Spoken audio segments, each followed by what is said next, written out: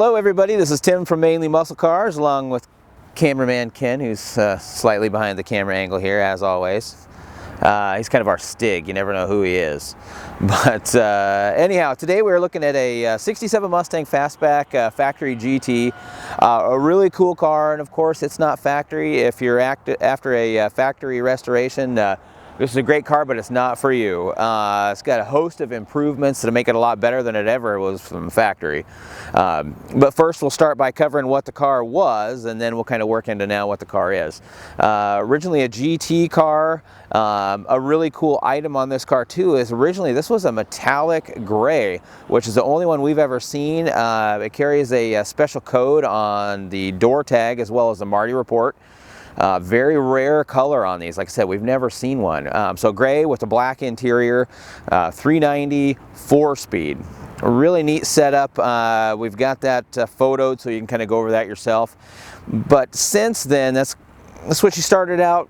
Now, however, beautiful, beautiful blue paint on it. It's a base clear, done. The body was stripped to bare metal. It has, of course, a couple of improvements. Body-wise, it's got the Shelby rear deck lid, end caps, and a Shelby style hood.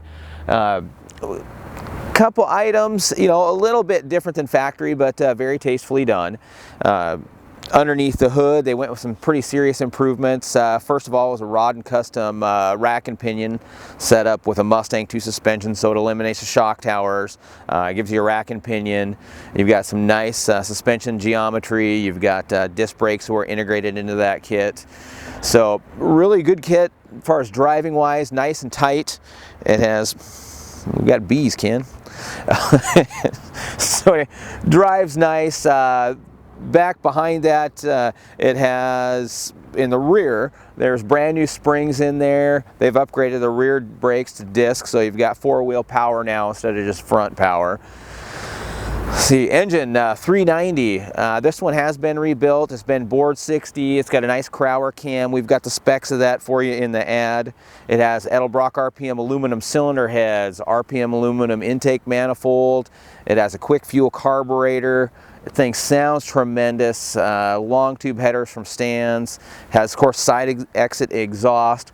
Really fun sounding car. You know, it's not brutally fast, but it's pretty damn fast. You know, 1-2 shift will definitely bring the rear of the car around, which moves us to tire wise. So we do have a 325 Yukon in back. That's basically a positive traction setup. Tire wise though, to kind of help keep this thing planted, we went with a 285/40 18. So that nice tire, it grips really well. It also looks nice. It fills up that rear wheel well, kind of gives you that nice full look that you want on your muscle car. Up front, we've got a 17/8 with a 235/45 tire. Everything fits really nice. We've had a couple people in the car, haven't had any rubbing of any kind. Car handles really well, even pushing it into the corners. With the help of that 390 having aluminum heads and intake manifold, you're back down to the weight of a small block on the front end of this car, because you've eliminated shock towers, whole top end of the aluminum. You could almost argue that it'd be just a little bit lighter. But behind that 390 is a brand new Tremec TKO transmission, so you have an overdrive 5th gear, really comfortable 1st gear, so when you're driving, you can kind of pound those shifts. You don't have to worry about hurting the transmission. You get out on the highway, click that thing in 5th, and at 70 miles an hour, you're still under 2,000 RPM. Really good combination for cruising.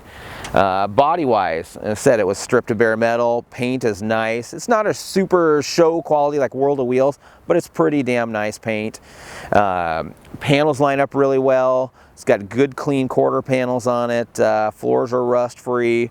Fenders are nice. Hood's nice. So just overall, just a really nice car. Not a brand new, you know, concours restoration, but a nice restoration.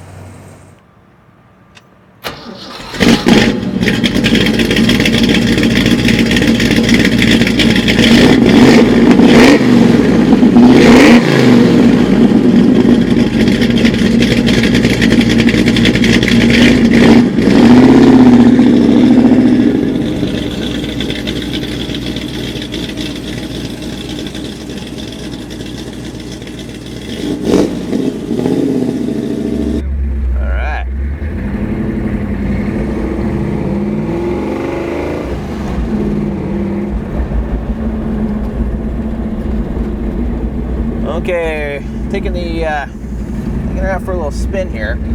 Really nice deep bass note to the idle. And in a big block, that's what you're after. It's you don't want that high-pitched whine of a little small block. You kind of want that big deep. You want to feel the motor run. That's what you can do in this one. Right now we have a plethora of camera equipment on the fold down, so sorry if you hear a little bit of stuff bouncing around, but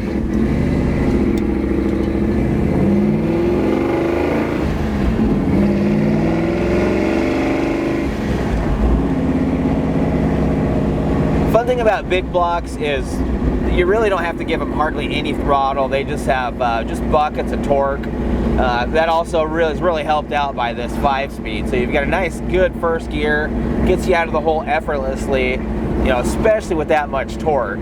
But the motor just sounds tremendous, but it never feels like it's loaded. Just give it a little throttle, just tiny bit of throttle. It accelerates nice. You know, we're in third gear doing 35, and it's comfortable. We're at 2,000 RPM.